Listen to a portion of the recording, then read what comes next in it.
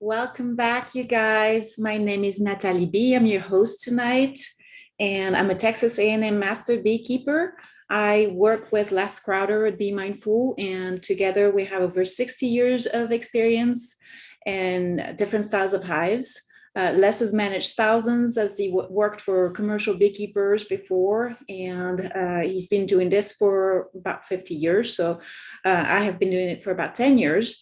And the amount of colonies we're working right now is about 350, and we're working Taba hives, Langstroth hives, Layens hives, Warre hives, Longlangs. We've got a flow hive, we've got barrel hives. We have all kinds of hives in our teaching apiary. So we are trying to help you guys out and answer your questions. So if you are wanting to join us, we do this every Monday evening, 7:30 Central Standard Time.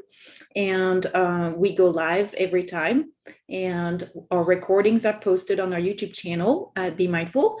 And we're just here to help you guys out. So come on in and join us every week. And if you like these videos, like them, subscribe to the channel, and we'll get you posted with more content available. And if you're looking for our old content that we used to post on Instagram, the channel is Be Mindful Honey Farms.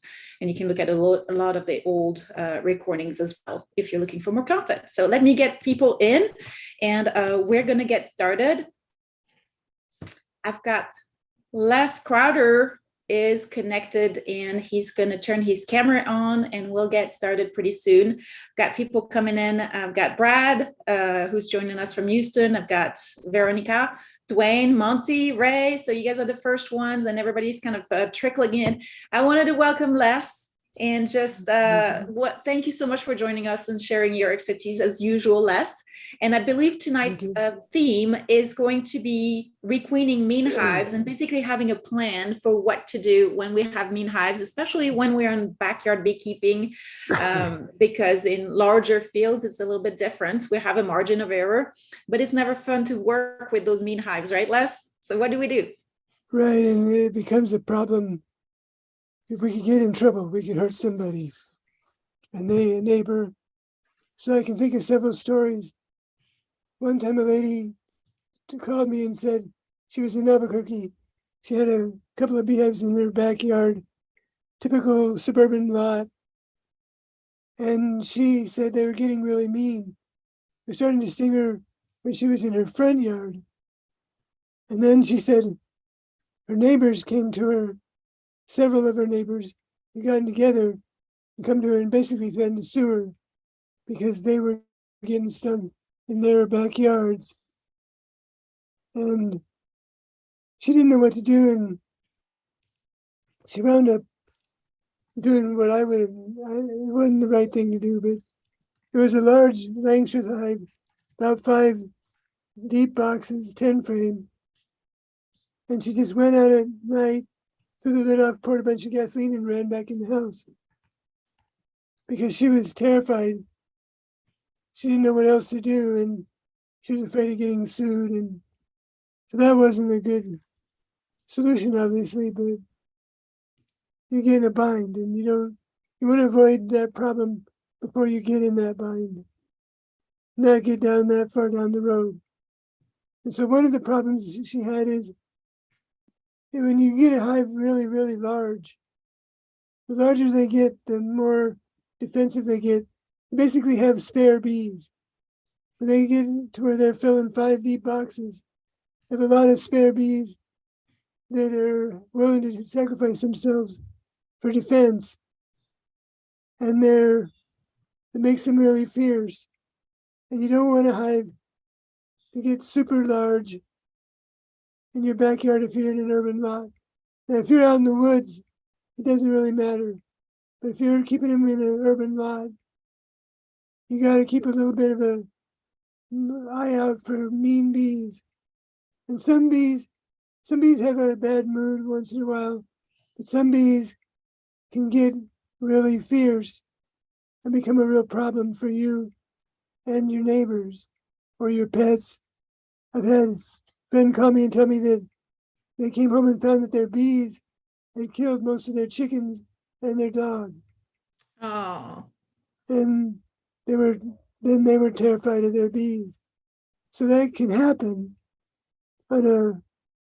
it's very rare. It is actually extremely rare. But there are some bees that get in a mindset that is extreme and they can be dangerous. So you don't want to get into that situation. Well, the one thing that I always emphasize, if you're going to work, like if you're going to requeen that hive, if I was in an urban setting, you need to call for help. You need to get somebody there who can wrap it in shade cloth at night, lift it up onto a truck and take it out of town and requeen it somewhere in an outyard. So when my friend Chuck was alive, we had agreed that there was an outyard that he had.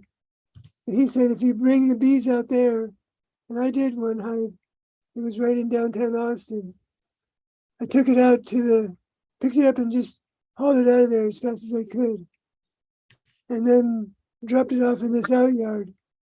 And then went back at my leisure to work on requeening it, where I didn't have to care about what a bomb I left behind there of mad bees, because the guy who wanted me to take care of his bees for him, who wanted me to requeen it, said, let me call my neighbors and make sure they get their dogs in before you go out there. So, oh no, if you have to do that, that's really not a good sign. Mm-mm. A lot of bees, you don't have to do that. You can work through the bees and keep them calm. Not wear gloves. Work through all the hives, take honey, and they stay nice and calm. Vast majority of bees, that's the way they are. But some bees, every time you go to see them, they get really fierce and they stay that way for a while. And you need to requeen those bees. We need to not keep that kind of bees in an urban setting. It's dangerous.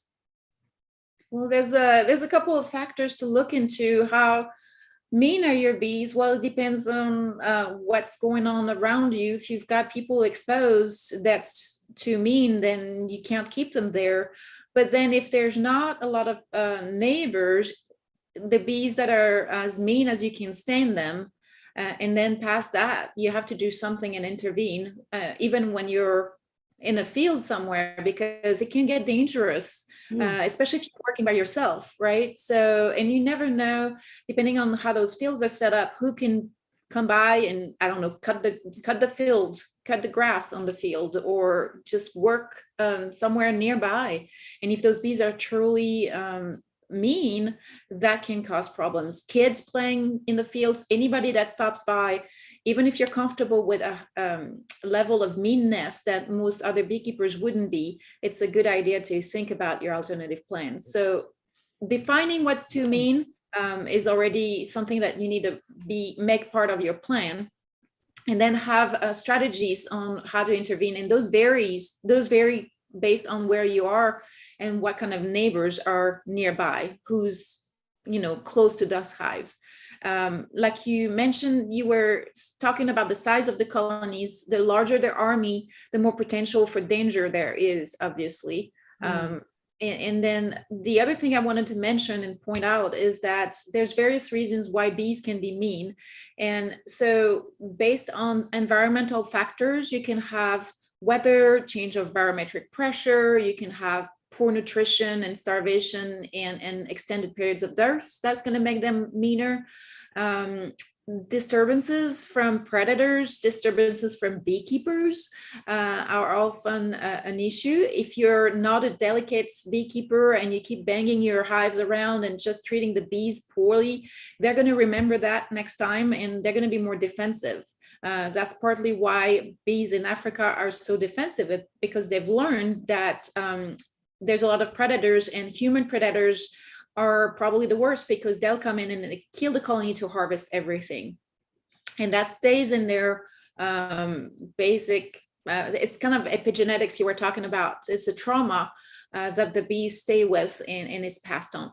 to the next generations. But the point that I'm trying to make is that if it happens overnight, it's most likely not something either within the genetic of the colony or the size of the colony. It's probably more likely something environmental that happened. Do you, Les, ascribe to the rule of 3 strikes and you're out with the bees? And does it matter basically if you're in an urban and less urban environment? Yeah, I basically do subscribe to the 3 strikes or something like that. If they're mean once, they could be in a bad mood. It could be the weather. Who knows? Maybe skunks were eating a bunch of bees last night and they're still in a bad mood about that. But if you go back and they're consistently mean, then it's going to be a problem. And it's not fun to work with. I generally like to work barehanded. This shirt that I'm wearing right now is a shirt I wear keeping bees, just a thin cotton shirt. And I'm usually fine with that. And a lot of times people ask me to help them requeen a mean hive. And I'll get there and I'll light the smoker and work through the hive, and they're not the least bit mean.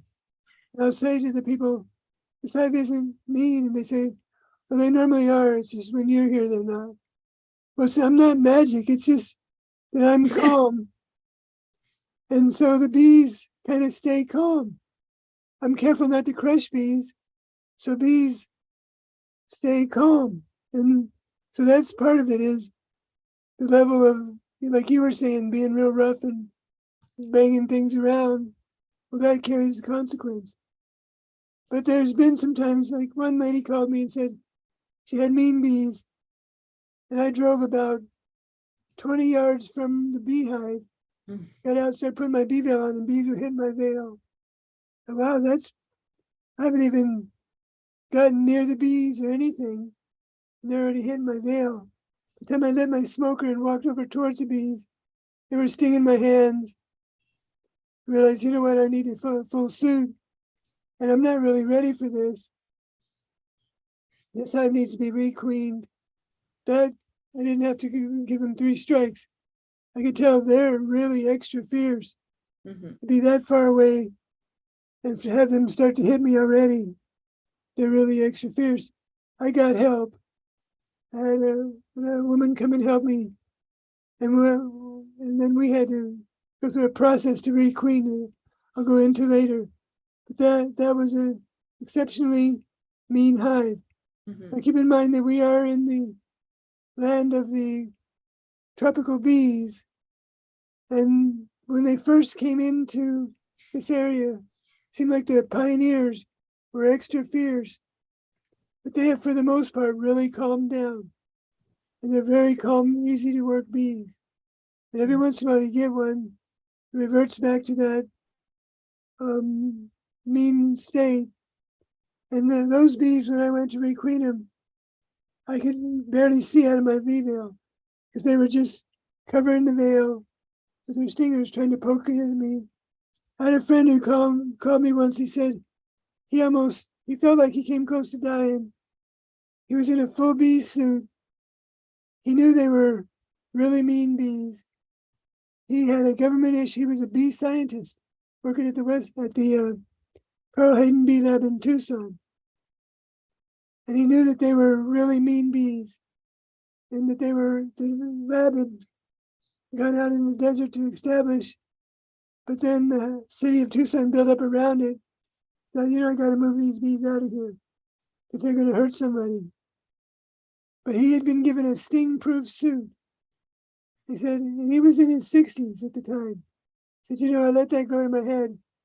I threw him in the back of a truck at 4 a.m, bounced him down a dirt road way out into an out yard, threw him out at 6 a.m, decided I can't be stung. So he opened the beehive, which was the wrong, of course he knows that, he knows better than anybody. But he thought I couldn't be stung. He couldn't see. The bees covered his veil 2 and 3 deep. He couldn't see a thing. And then he realized he couldn't breathe because the venom was volatilizing from all the stingers poking through the veil, trying to get to him. And that acid was in the air, and he gasped for breath and to scrape bees and feel his way to the pickup, and he burned his throat. The acid burned his throat a little bit. And probably He his had a sore lungs as throat well. for, yeah. Said he began to say a prayer because he felt like he could easily be dead out there in the desert, and it'd take him a while to find him. And he said, I'm old enough that I should have known better. But I thought, oh, I can't be stung in this sting-proof suit. Well, yeah. So they can get that way.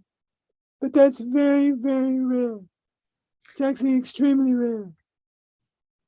So would something like that happen if he's close to his car, getting back in and closing the windows? Would they go to the windows and he can drive around and let them escape? Do you think that would work? Yeah, that works pretty well, even in that situation. I mean, it may take a few minutes Right. because when they're clinging to you, they're just trying to get you. But if you get in your car and drive down the road as best you can a little bit, open your window, they'll start flying out and scraping them off, and just driving as carefully as you can. Once they get inside, they get kind of disoriented because glass doesn't, the sun has polarized light that they navigate with, and it doesn't work through glass. And they get confused right away inside a glass, covered space. So that really helps. And then you can open the window and they'll mostly fly out once you get a little ways away from the bees. And he survived. He was a great guy. Did a lot of bee research. I'm sure he's long retired now. That was 10, 15, 20 years ago. I don't remember. And he was retiring at that time. So that's a scary story. I've remembered that story. Every time I hear you talk about this is terrifying. And it's something to keep in mind. We don't know mean bees until they really are in your face like that. And having some angry bees around your veil might not work for you, might not work for your neighborhood. But what's really terribly mean like this is something that we want to avoid propagating the genetics of, right? So requeening is going to be part of it. You want to make sure they don't cast their drones out to mate with other colonies and diffuse those genes. I want to say hi to Timothy on our YouTube channel, as well as James. It's nice to see you. Lolly, our apprentice, is on there as well. It's nice to see you guys. Got some questions lining up. I wanted to say hi to Richard. I've talked to hi Sarita, Kim joined us as well. Everybody, Kathy, Sherry, it's really cool to see you again. We do have some questions lining up, so let's start with if you have an aggressive hive and requeen, how long should you expect it to take to have them settle down? And by the way, when we talk about bees, we don't talk about necessarily defensive aggressivity, but more defensiveness. It's basically they're defending their home, right? They're not going to go and attack like a wasp would, or they're not going to go and find you and for no reason attack you. You might think it's for no reason, but generally speaking, they're defending a perimeter around their hive, whether it's further out or closer to the colony, is the level of defensiveness that it may have. So Les, how long does it take for them to calm down when you requeen a hive like this? Well, I kind of advocate a method that makes it pretty fast. Because if you've got the space, I advocate that you move the beehive, set an empty box with some comb in it, with some eggs in it, from a nice gentle hive, no bees, just the comb with some brood, in the original site, and just pick up and move the whole hive, if you can, 100 feet away. And then set it down, start working through it to find the queen. What'll happen is that you're basically made a divide at that point. All the field bees, the older bees, are all going to leave and wind up back in the original site with no brood except that one bit of comb that has gentle queen genes, hopefully. And you're going to have a much calmer situation pretty quickly, because once you make that divide, you've greatly reduced the population, and that greatly reduces their meanness. And you're working through the nurse bees and the hive bees instead of the fiercer fielder bees. The older bees tend to be field bees that are a little bit more fierce. So when you don't have to work through those, the queen isn't there, you can start looking for the queen. And you can even divide it up. If it's in a 5-box hive, or if it's a helper hive, you can divide it up 3 or 4 times if you want to. Just go out That's my there, preferred method. Yeah. move it, put an empty box with some brood where they were to catch all the field bees, and then divide the other combs into 2 or 3 or 4 boxes, and then just go back in the house or wherever, get back in your pickup and drive away, and then come back in a few days, and then you'll notice, well, these, the queen isn't in the original site. Just leave them alone. Check through the 2 or 3 and made divides, and if they're raising a queen, the queen isn't there. That means you only have 1 small box to look through. Find the queen. And then you can give them a queen if you've bought a queen, or you can give them brood. Or if you've bought a queen, give them a queen. It's the young field bees accepting her. The young nurse bees, accepting her. And they're very accepting anyway. And you can put it back together as much as you want, or make as many divides as you have either queen cells or queens for. So. And I also have been known to kind of make those divides, because dividing them humbles them, really. It's the dividing and conquering, but also leaving it as is and coming back in a few days to see who's got queen cells and who's got still eggs or something like that, right? So if you have that option, that makes it a lot easier to find the queen in a populous, especially colony, and that's defensive, right? So you're going to really humble everybody, and all of a sudden you're able to find the queen more easily to replace her, and then you can recombine everything if you like it that large.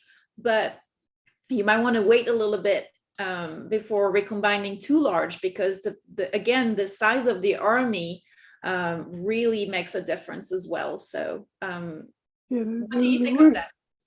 The worst thing to do is to go up to the mean hive that's big, try to take it all apart and find the queen, because they're going to be obscuring your vision. Right. You're just going to be stirring up more and more and more. And she's going to be very hard to find, because they're going to be traveling around with her, trying to hide her. Right. And she's going to be super nervous. And that's just a really prescription for trouble. That's the worst. The best thing to do is just move it, put an empty box with some brood, the original site. That right away drops the worst bees out of the picture. But then as much as you divide it, the better. And then you have very few bees to look through. It's easy to find the queen. And then you can decide how much you want to combine it back, depending on your resources or time or whatever.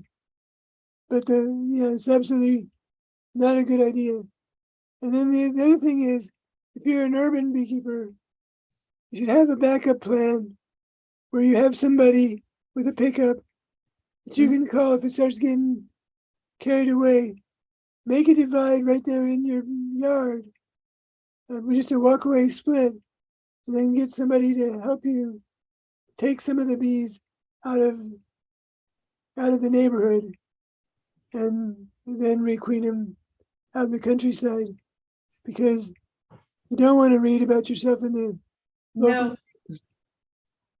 So we have a story, or at least I do, when we were doing the community outreach for Community First Village, the apiary that we were setting back in there, we learned that initially years before that, it had been set up by another beekeeper who was not quite as experienced as they needed to be for this situation. And it just a very mean hive ended up, causing trouble. And they have residents there that are formerly chronically homeless and that are not always able to really react appropriately or protect themselves. And so it was just a really bad situation that got really out of hand. They ended up with firefighters, the news, everybody was just, that made a big to do. So when you are doing this, you have to really understand what the situation on the ground is first, if it's not your hive.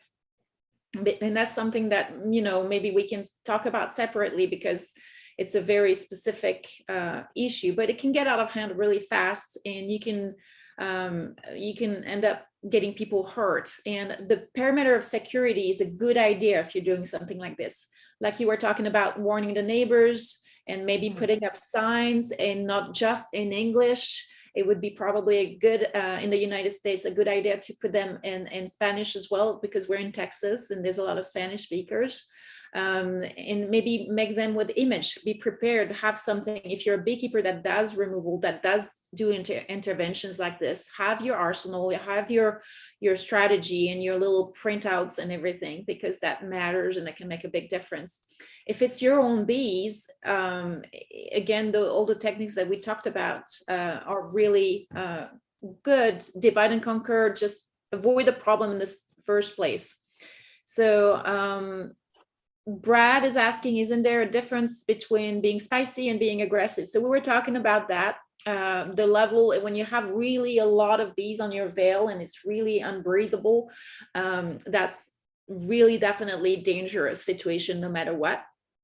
But then you have all the levels as a spectrum, right? And spicy and overly defensive is based on, again, the circumstances, your comfort level, where those bees are, who is exposed to them, and the size of the colony is going to also influence that, as well as the environmental factors that might not be all the time. That might be just specific times.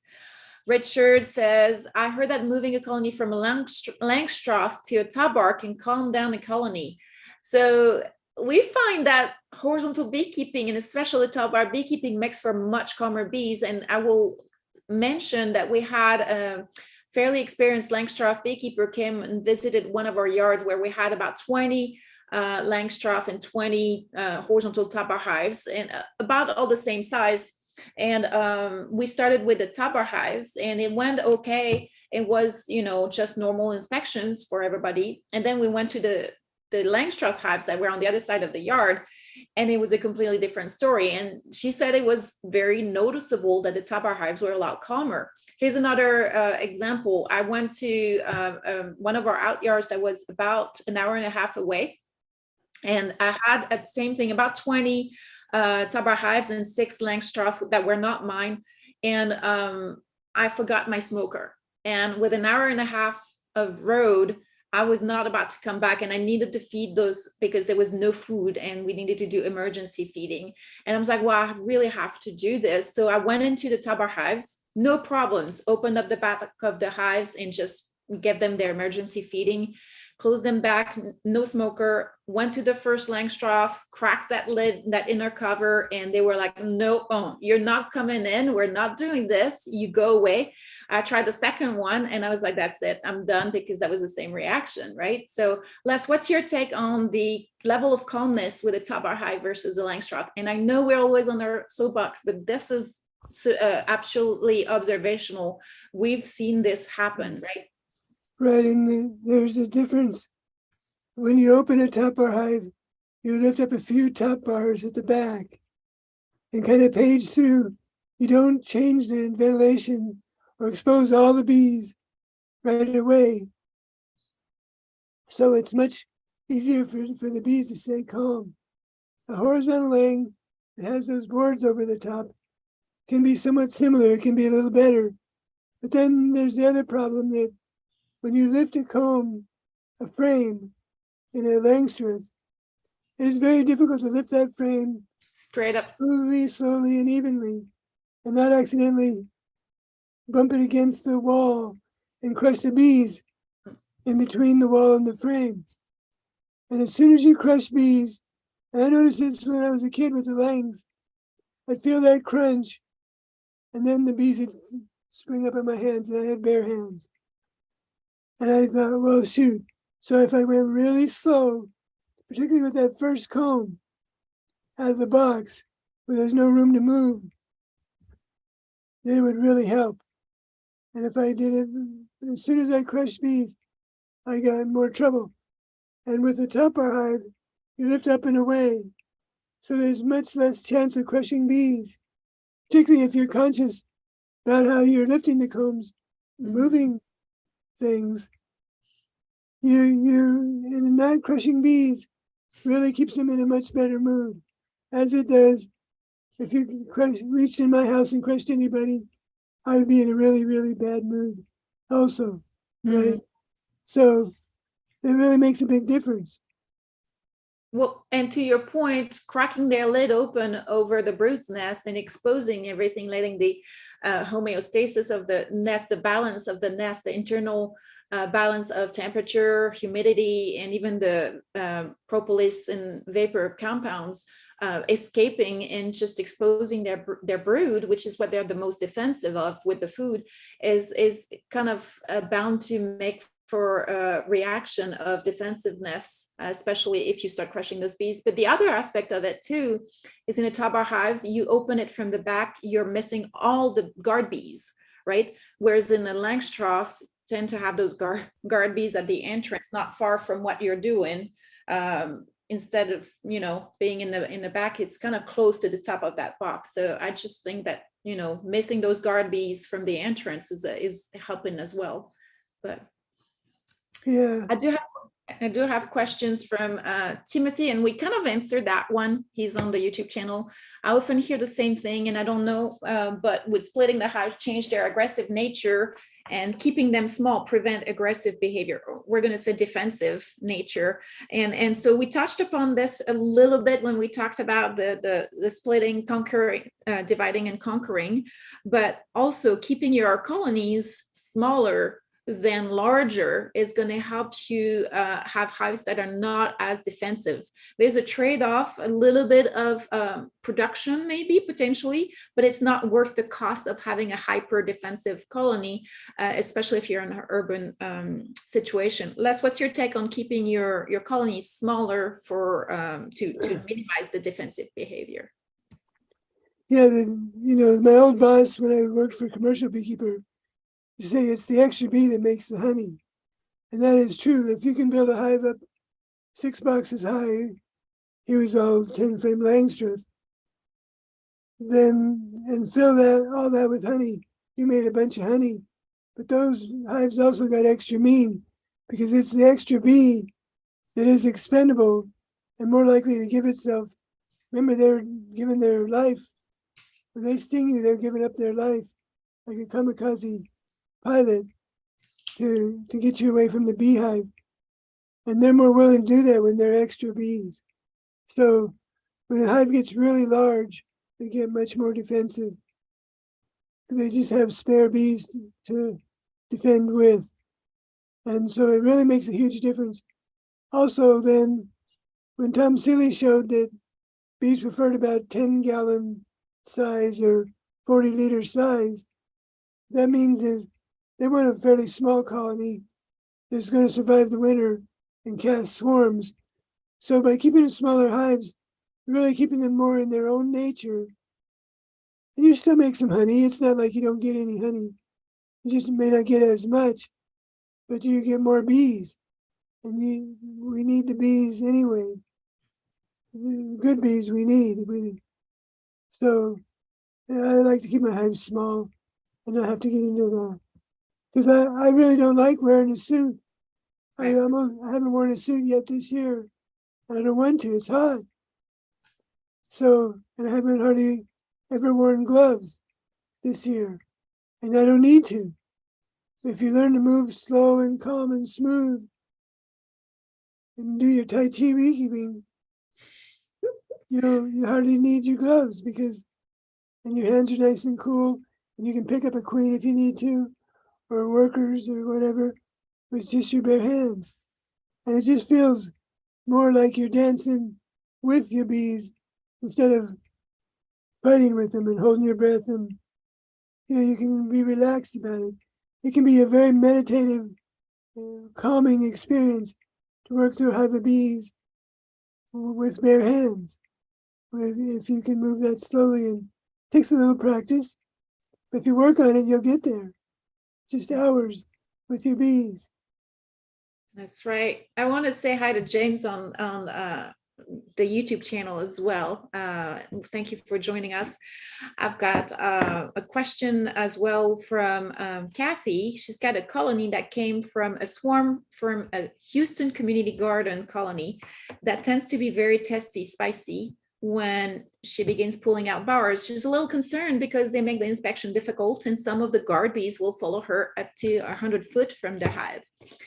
She's thinking about requeening in the spring because she doesn't want to dwarf their potential brood production for the winter.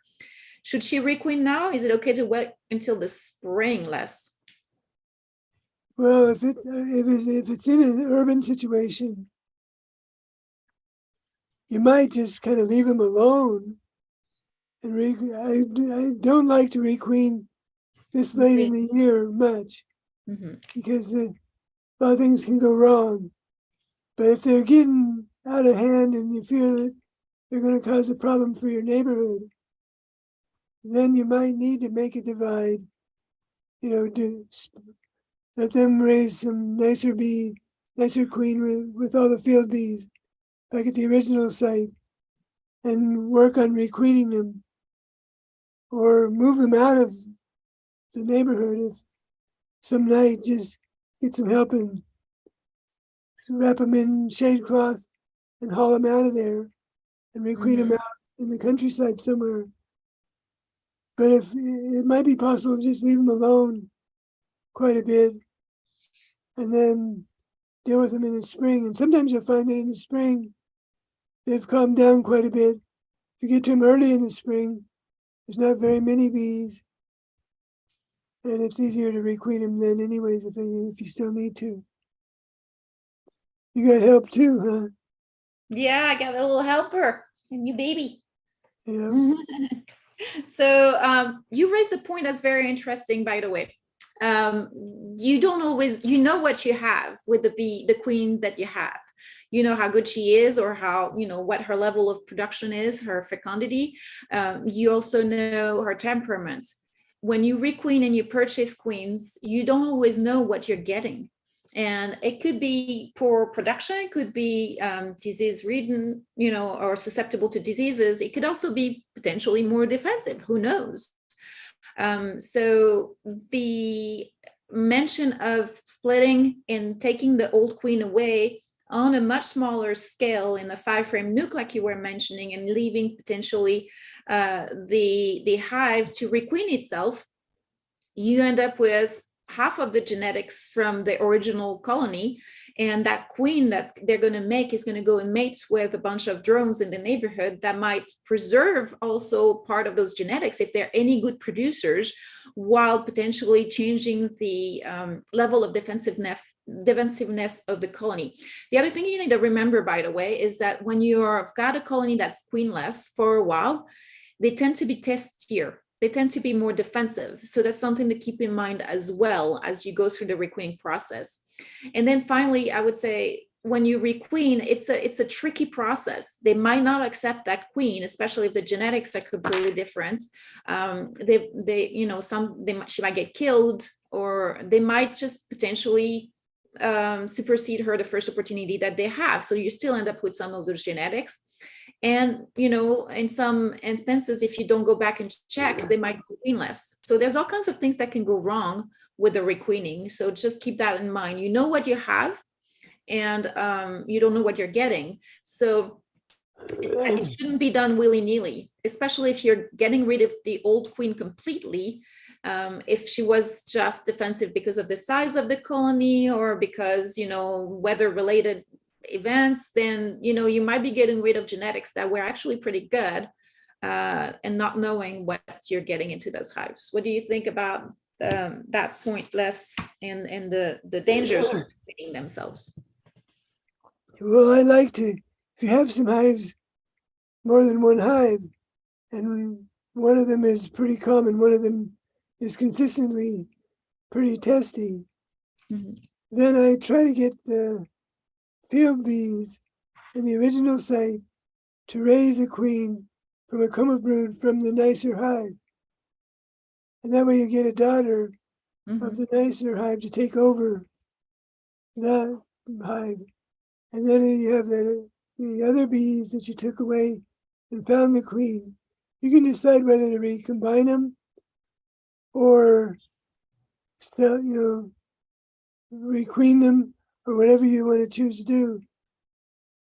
But it is reasonable to get rid of a queen if it is consistently mean.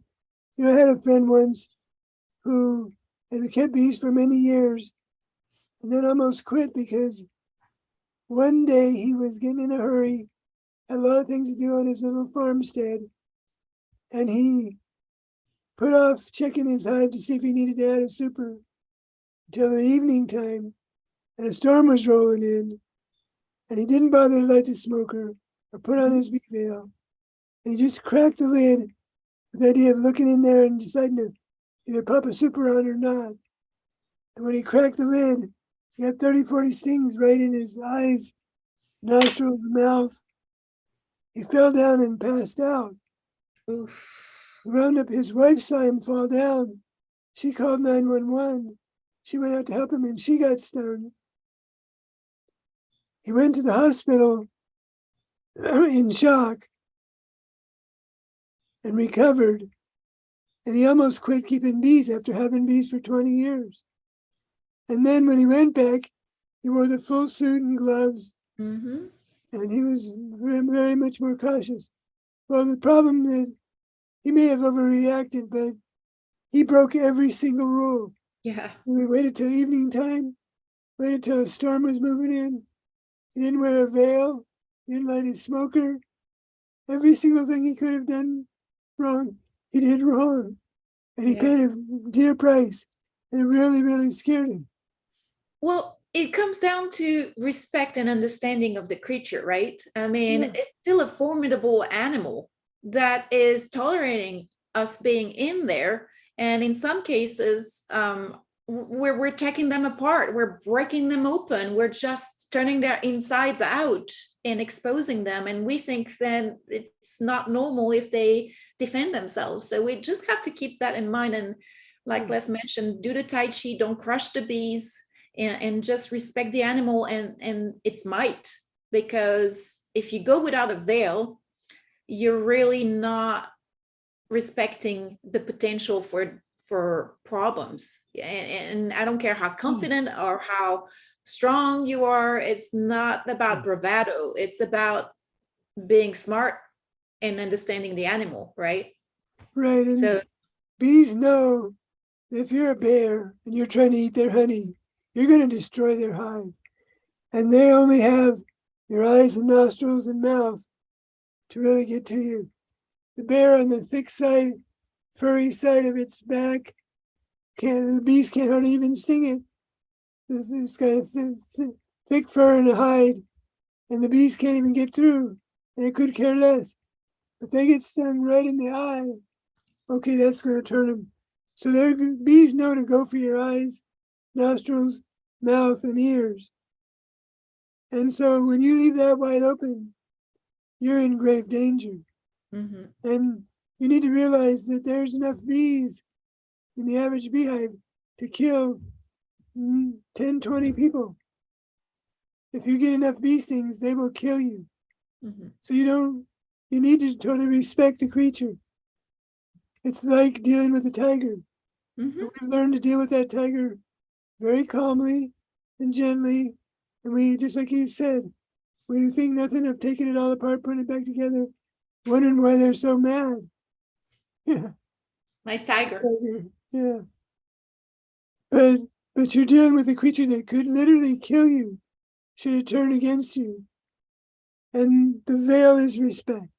It's saying, I know that this is potentially a dangerous thing to do. I want to protect my most vulnerable parts. Now, the bare hands could leave me to be vulnerable, but I have gloves in my pickup. If I need them, I'll put them on. But in the meantime, it also keeps me moving slow and calm and gentle. And it makes me a better beekeeper. The vulnerability makes me more conscious of their vulnerability. Because when you open the hive, particularly when you start going into the brood, it's like doing open heart surgery.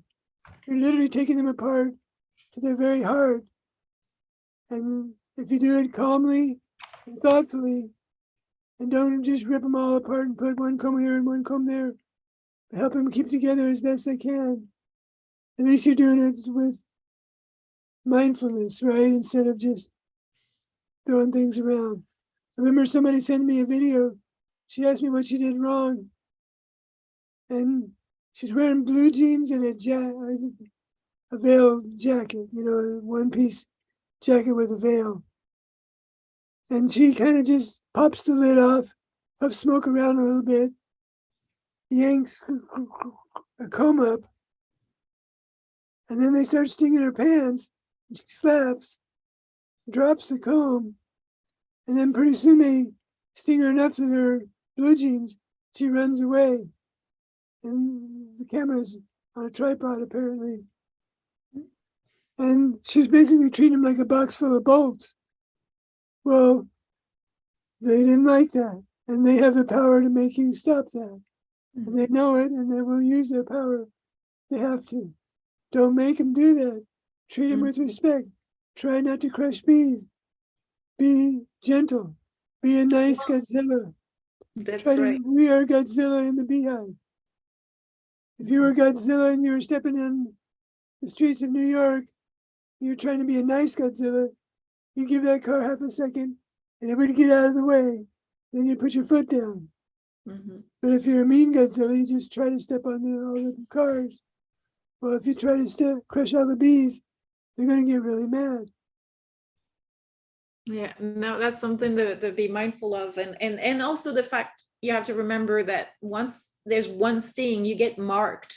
It's kind of a call for more, right? So the goal is to avoid even the first sting, basically. And if you do get one sting, immediately pull it out and camouflage it with some smoke, because that's a call for arms, basically, is what it is. And that's another reason why it's really helpful, even if you hardly use a smoker, it's respectful to have it lit and ready, because it can change their behavior quite a bit. Smoke greatly reduces their propensity to sting. It doesn't calm them, but it greatly reduces their propensity to sting. And it reduces their ability to transmit their anger from one bee to another, from that mad bee smell. So it really helps to have your smoker lit.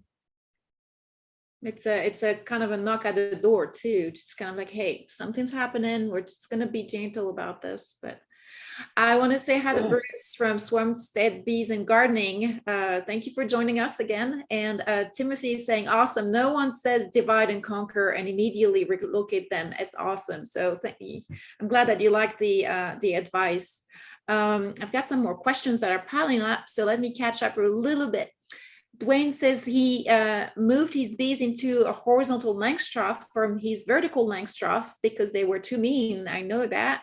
And they calmed down a bunch. So if you're being still very careful with those frames to lift straight up and gentle, you won't be crushing the bees. That's a huge improvement already. Not as big as a Tabar hive, and Dwayne and I have talked about it before about that, but it does make an improvement. So that's good to know. If you have, by the way, Langstroth yard, having one of those long Langstroth is a really good thing, because it's kind of a give all take all. We've talked about it before, where you don't know what to do with those extra frames from splitting or from harvesting or something. You know, you need to take a box and you have 3 frames left. You can give them those frames. And if you're missing a couple of frames, or if you need some brood, you can just take some from there without having to find another frame somewhere else. So it's a really great give all take all at the very least. And you do have some improvement on the calmness of the colony, but just know that they also have the potential to be humongous when they're full. And that kind of is a trade-off to their calmness as well. It kind of tends to change over time. So something to keep in mind there. Brad did mention, when you are putting yourself in the truck and driving away with those mad bees, turn on your air conditioning, open your windows, right? That's what you should do. The reason you drive away is because if you open your windows and turn on your air conditioning, the other bees will find you and they will keep coming back to you, right? So drive away at the same time. It doesn't have to be very fast. Just make sure that you can see so you're not bumping into anything.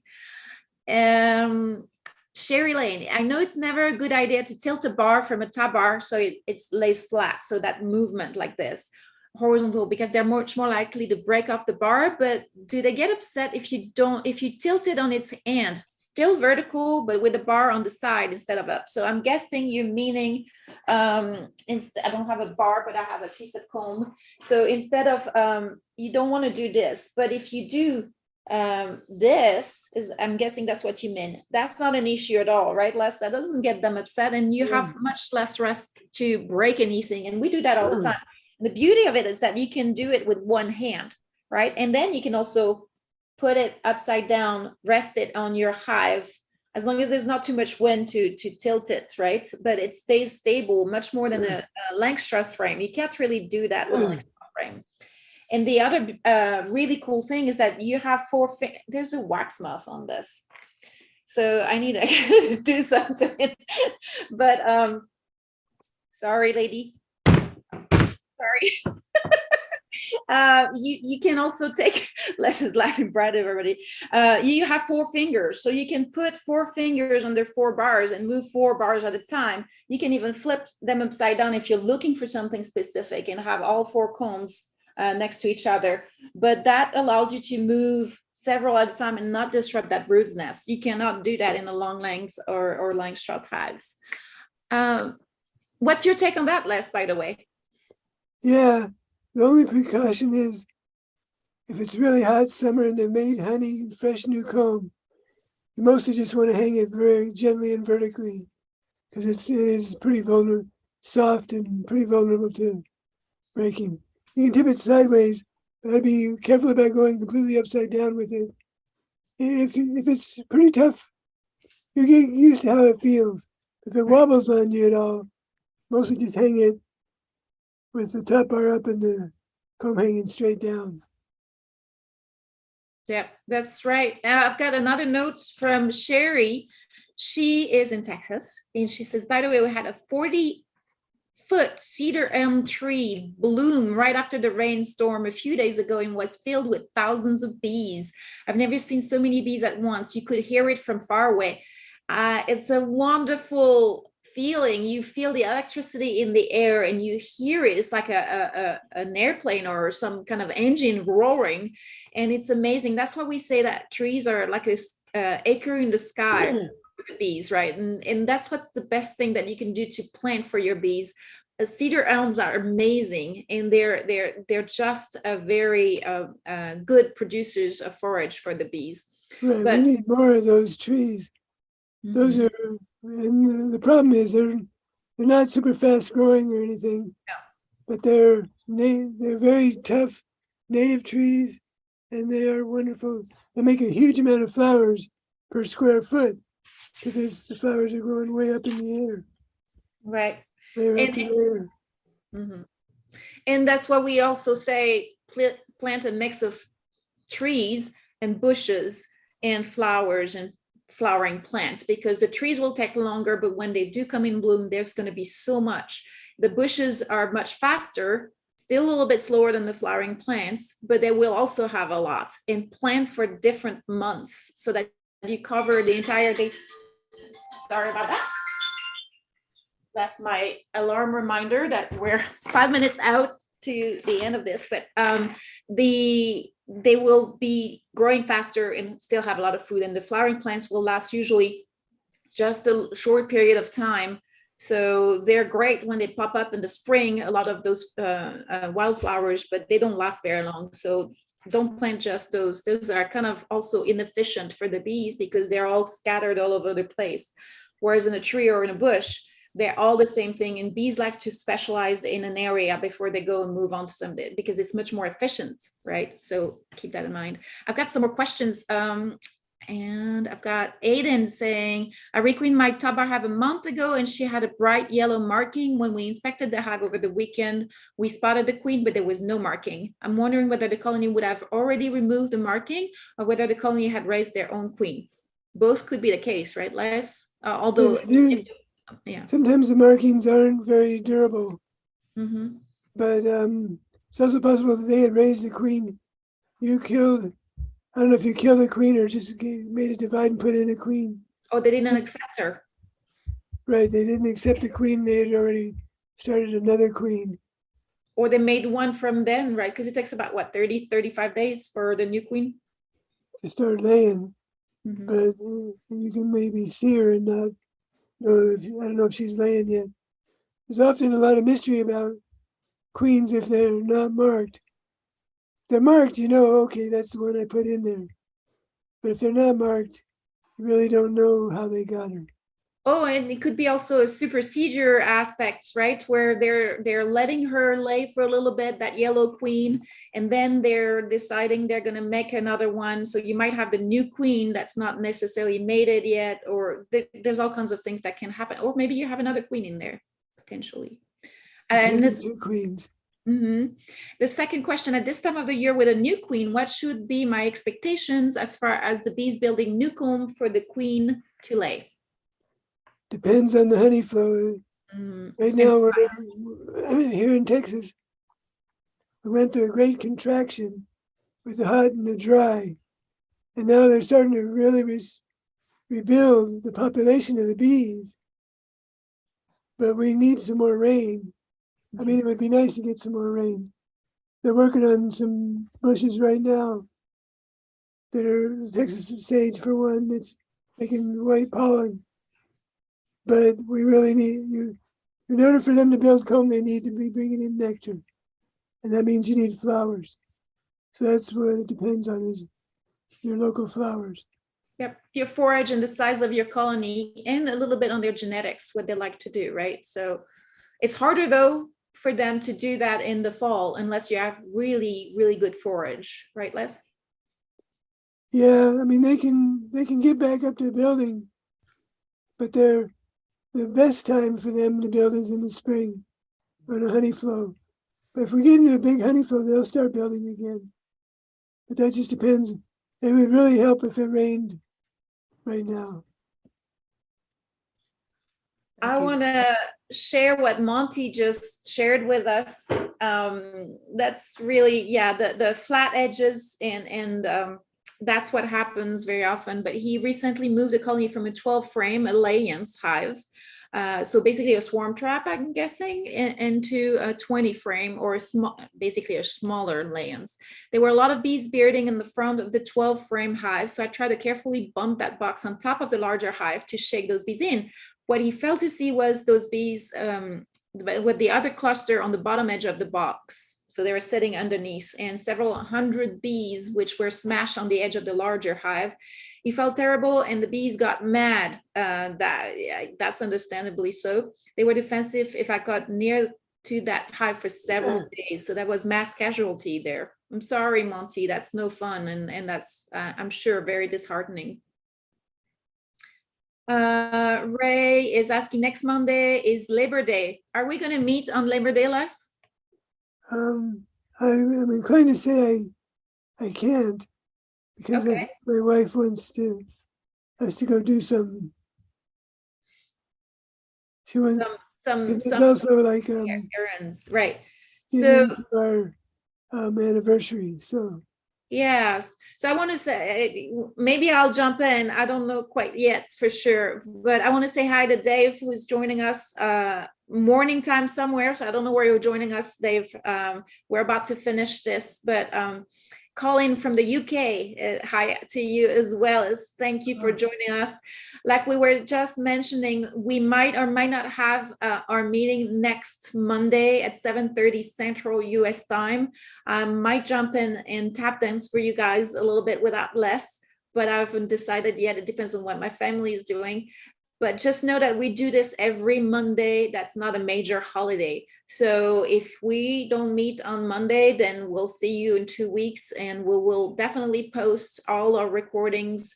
If you are missing us at any point because it's a holiday, you can watch the past recordings on the YouTube channel or go to our Instagram on Be Mindful Honey Farms and watch some of these older recordings as well. We've got lots of content with question and answers and some pretty cool themes too. Some episodes are really packed full with information that we find we think are useful for beekeepers of all creeds. So with that, if you like this, just make sure that you give us a like and come back and subscribe or whatever, and then we'll keep providing content. I want to thank all of you for joining us tonight and for your wonderful questions. As usual, it's always much fun to have you guys, and we talk about a lot of important things that we don't always have the time to talk about. And I most especially want to thank Les Crowder, our mentor, our beekeeping guru, who has so much experience and takes some time away from his family every Monday night for us. So thank you, Les, and thank you, everybody. Thank you, Nathalie, and thank you, everybody. And we'll see us whenever soon, I hope. Bye-bye. Thank you, bye. And Timothy, we will answer your question. I'll write it down and we'll answer it next time over. Hope you can join us and we'll take it from there. Thanks, guys. Bye.